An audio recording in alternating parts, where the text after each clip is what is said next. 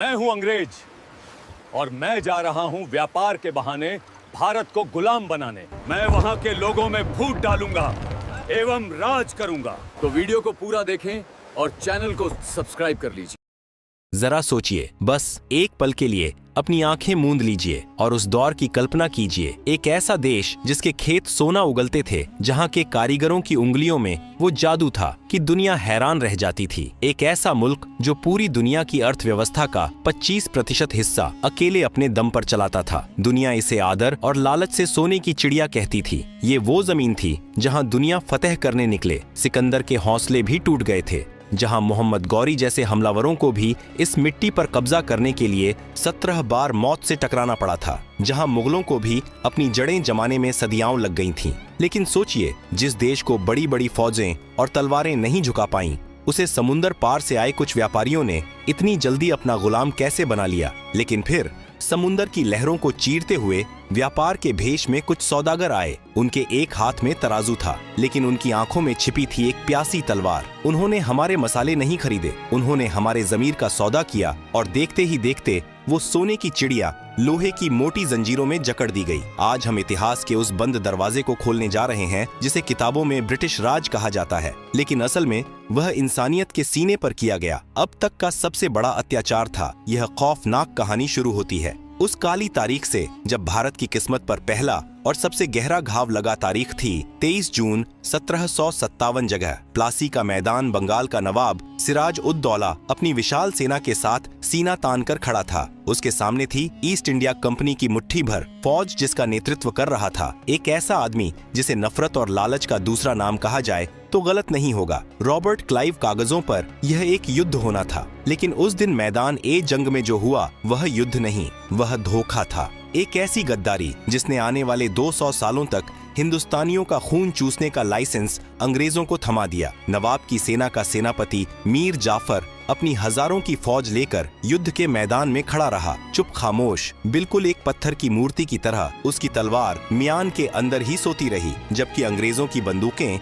नवाब के वफादार सिपाहियों के सीने छलनी कर रही थीं। जानते हैं क्यों? क्योंकि रॉबर्ट क्लाइव ने मीर जाफर के कानों में सत्ता का जहर घोल दिया था। नवाब को मरवा दो और बंगाल का अगला नवाब मैं तुम्हें बनाऊंगा। उस एक लालच ने, उस एक गद्दारी ने पूरे हिंदुस्तान का सौदा कर दिया। सिराज उद दौला हारे पकड़े गए और बेहद बेरहमी से उनका कत्ल कर दिया गया। लेकिन दोस्तों, असली कहानी जंग के बाद शुरू होती है। असली लूट का खेल अब शुरू होने वाला था। प्लासी की जीत के बाद रॉबर्ट क्लाइव जब मुर्शिदाबाद, उस समय बंगाल की राजधानी के शाही खजाने में दाखिल हुआ तो उसकी आंखें फटी की फटी रह गईं। उसने अपनी डायरी में लिखा था कि वह हीरे जवाहरात और सोने के ढेरों के बीच चल रहा था। उस वक्त लंदन शहर की जो कुल दौलत थी, उससे कई गुना ज्यादा दौलत अकेले बंगाल के एक खजाने में पड़ी थी। और फिर शुरू हुआ संपत्ति का महानिकास। अंग्रेजों ने शराफत का नकाब उतार फेंका। उन्होंने मीर जाफर को गद्दी पर बिठाया, लेकिन वह सिर्फ नाम का नवाब था। एक कठपुतली असली लगाम कंपनी के हाथ में थी। सबसे पहले उन्होंने बंगाल के खजाने से 100 बड़ी नावें भरकर सोना और चांदी कलकत्ता भेजा। जरा उस मंजर के बारे में सोचिए। गंगा नदी में 100 कश्तियां जो हिंदुस्तानी किसानों और मजदूरों की पीढ़ियों की कमाई थी, वो हमेशा हमेशा के लिए हमारी जमीन से बहकर जा रही थी। अकेले रॉबर्ट क्लाइव ने उस जमाने में लाखों पाउंड अपनी निजी जेब में भरे, जो आज के हिसाब से अरबों रुपए होते हैं। लेकिन यह तो बस शुरुआत थी। असली अत्याचार, असली नर्क तब शुरू हुआ जब 1765 में अंग्रेजों ने मुगल बादशाह से दीवानी अधिकार छीन लिए। इसका मतलब समझते हैं आप? इसका मतलब था बंगाल, बिहार और ओडिशा के करोड़ों किसानों से लगान या टैक्स वसूलने का पूरा कानूनी अधिकार अब ईस्ट इंडिया कंपनी का था। एक व्यापारिक कंपनी अब सरकार बन चुकी थी। पहले जब कोई राजा टैक्स लेता था तो बदले में प्रजा की सुरक्षा करता था, सड़कें बनवाता था और अकाल पड़ने पर अपने गोदाम खोल देता था। लेकिन अंग्रेजों का मकसद शासन करना नहीं था, उनका मकसद था निचोड़ना। उन्होंने टैक्स को इतना बढ़ा दिया कि किसान की कमर टूट गई। अगर फसल अच्छी हो तो टैक्स दो, अगर सूखा पड़े तो भी टैक्स दो, अगर बाढ़ आ जाए और सब कुछ बह जाए तो अपनी जमीन बेचकर, अपने गहने गिरवी रखकर टैक्स दो। अंग्रेज अफसर, जिन्हें उस वक्त नवाब्स कहा जाता था, वो गांव गांव घूमते। जो किसान लगान नहीं दे पाता उसे कोड़ों से पीटा जाता, चिलचिलाती धूप में घंटों खड़ा रखा जाता और यहाँ तक कि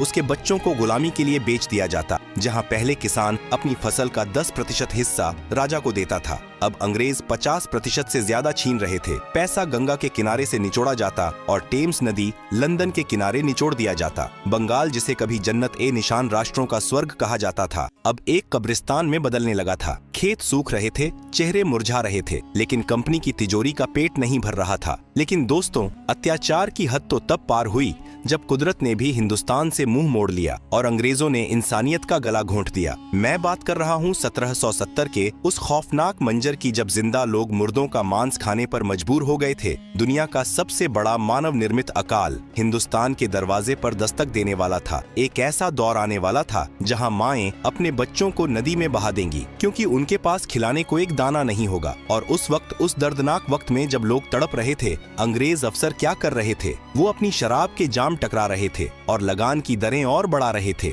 आखिर क्या हुआ था? 1770 में कैसे 1 करोड़ लोग भूख से तड़प कर मर गए और ईस्ट इंडिया कंपनी ने इसे मुनाफे में बदल दिया? यह जानने के लिए दिल थाम कर बैठिए, क्योंकि आगे हम उस अंधेरे को देखेंगे जिसे इतिहास कभी भुला नहीं पाया। साल 1769 आसमान से आग बरस रही थी। धरती का सीना प्यास से फट चुका था। बंगाल के किसान आसमान की ओर टकटकी लगाए देख रहे थे कि शायद एक बूंद बारिश गिर जाए। कुदरत ने पानी रोक लिया था। लेकिन दोस्तों, इतिहास गवाह है कि अकाल सिर्फ सूखे से नहीं आता। अकाल तब आता है जब शासक राक्षस बन जाता है। 1770 की शुरुआत होते होते बंगाल में मौत का तांडव शुरू हो चुका था। इसे इतिहास में 76 मनवंतर कहा जाता है। एक ऐसा दौर जिसने हंसते खेलते गांवों को शमशान बना दिया। आप सोच रहे होंगे कि बारिश नहीं हुई तो इसमें अंग्रेजों का क्या कसूर था, और बहुत गहरा था। जिस वक्त खेतों में फसलें सूख रही थीं, ईस्ट इंडिया कंपनी के गोदामों में अनाज सड़ रहा था। लेकिन कंपनी ने वो अनाज अपनी भूखी प्रजा को देने के बजाय उसे ऊंचे दामों पर बेचना शुरू कर दिया। उन्होंने चावल को सोने से भी महंगा कर दिया। अंग्रेजों ने एक नियम बनाया, कोई भी किसान अपने लिए अनाज नहीं बचाएगा, पहले कंपनी का लगान चुकाया जाएगा। सोचिए उस किसान की बेबसी जिसके घर में बूढ़े माँ बाप भूख से तड़प रहे हैं, बच्चे एक मुट्ठी चावल के लिए रो रहे हैं, और अंग्रेज सिपाही उसके घर से वो आखिरी मटका भी छीन कर ले जा रहे हैं जिसमें उसने अगले साल के लिए बीज बचा कर रखे थे। जब अकाल अपने चरम पर था, जब मुर्शिदाबाद और बिहार की सड़कों पर लाशें बिछी थीं, तब ईस्ट इंडिया कंपनी ने क्या किया? क्या उन्होंने मदद के लिए लंगर लगाई? नहीं, उन्होंने उस साल लगान को 10% और बढ़ा दिया। जी हाँ, आपने सही सुना। जहाँ लोग मर रहे थे, वहाँ कंपनी ने अपनी तिजोरियां भरने के लिए मरे हुए लोगों से भी टैक्स वसूलने की कसम खा ली थी। अंग्रेजों का तर्क था, अगर तुम्हारे पड़ोसी मर गए हैं तो उनकी जमीन का लगान अब तुम भरोगे। यह इंसानियत की हत्या नहीं तो और क्या थी? इतिहासकार विलियम हंटर ने अपनी किताब में लिखा है कि वो मंजर इतना खौफनाक था कि जिंदा लोग मुर्दों का मांस खाने पर मजबूर हो गए थे। नदियां लाशों से पट गई थीं। गंगा का पानी लाल नहीं बल्कि सड़ांध से काला पड़ चुका था, क्योंकि लाशों को जलाने के लिए लकड़ियां भी कम पड़ गई थीं। कलकत्ता में कंपनी के अफसर पार्टियां कर रहे थे, वाइन पी रहे थे और लंदन चिट्ठियां लिख रहे थे कि इस साल हमारा मुनाफा पिछले साल से ज्यादा हुआ है। उस एक साल में, सिर्फ एक साल के अंदर बंगाल की 1/3 आबादी साफ हो गई। 1 करोड़ लोगों की मौत का जिम्मेदार कोई वायरस या बीमारी नहीं थी, बल्कि ईस्ट इंडिया कंपनी की लालच थी। यह एक प्राकृतिक आपदा नहीं बल्कि एक मानव निर्मित नरसंहार था। अंग्रेजों ने न सिर्फ हमारा अनाज छीना, बल्कि उन्होंने हमारी खेती करने के तरीके को भी हमेशा के लिए बर्बाद कर दिया। उन्होंने किसानों को मजबूर किया कि वो अपने खेतों में धान या गेहूं न उगाएं, बल्कि वो उगाएं जिससे कंपनी को मुनाफा हो। उन्होंने जबरदस्ती नील और अफीम की खेती करवाई। जरा सोचिए, क्या कोई भूखा इंसान नील खा सकता है? क्या अफीम से किसी का पेट भर सकता है? लेकिन अंग्रेजों को हिंदुस्तानी पेट की नहीं, अपनी जेब की चिंता थी। जिस जमीन पर सदियों से सोना उगता था, वहाँ अब अंग्रेजों ने जहर उगवाना शुरू कर दिया था। 1770 का वो अकाल भारत की रीढ़ की हड्डी तोड़ने का पहला बड़ा हथौड़ा था। बंगाल, जो कभी इतना समृद्ध था कि पूरी दुनिया को कपड़ा और अनाज बेचता था, अब खुद भीख मांगने पर मजबूर हो गया था। लेकिन दोस्तों, यह तो सिर्फ कृषि की बर्बादी थी। अंग्रेजों की भूख अभी शांत नहीं हुई थी। अब उनकी नजर थी भारत के उस हुनर पर, उस उद्योग पर जिसके सामने ब्रिटेन की फैक्ट्रियां धूल चाटती थीं। मैं बात कर रहा हूं भारत के कपड़ा उद्योग की। आगे हम देखेंगे एक ऐसा क्रूर सच जिसे सुनकर आपकी रूह कांप जाएगी। कैसे ढाका की मलमल बनाने वाले बुनकरों के अंगूठे काट दिए गए, कैसे अंग्रेजों ने भारत के करघों को तोड़कर उसे लोहे की मशीनों का गुलाम बना दिया। तैयार हो जाइए आगे के भाग के लिए, जहां हम देखेंगे हुनर का कत्ल और उद्योगों की मौत। दोस्तों, एक वक्त था जब रोम की राजकुमारियां हों या मुगल रानियां, सबकी पहली पसंद एक ही थी, ढाका की मलमल। हमारे बंगाल के कारीगरों के हाथों में वो जादू था कि वो हवा को भी गांठ बांध सकते थे। कहा जाता है कि 6 गज लंबी पूरी साड़ी एक छोटी सी अंगूठी के बीच से निकल जाती थी। दुनिया इसे बुनी हुई हवा कहती थी। 18वीं सदी तक दुनिया भर में जितना भी कपड़ा बिकता था, उसका 25% हिस्सा भारत से जाता था। यूरोप के बाजारों में भारतीय कपड़ों की दीवानगी थी। ब्रिटेन के कारखाने बंद होने की कगार पर थे, क्योंकि कोई भी अंग्रेज भारत के रेशम और कॉटन के सामने अपना मोटा और खुरदुरा कपड़ा नहीं पहनना चाहता था। यही बात अंग्रेजों को चुभ गई। उन्हें समझ आ गया था कि जब तक भारत के कारीगर जिंदा हैं, मैनचेस्टर की मिलें कभी मुनाफा नहीं कमा पाएंगी। और फिर उन्होंने वो फैसला लिया जो इतिहास के माथे पर कलंक